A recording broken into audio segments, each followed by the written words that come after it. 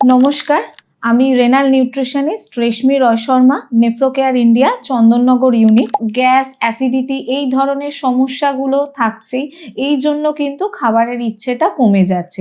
এগুলো নিয়ে ভয় পাওয়ার কোনো কারণ নেই।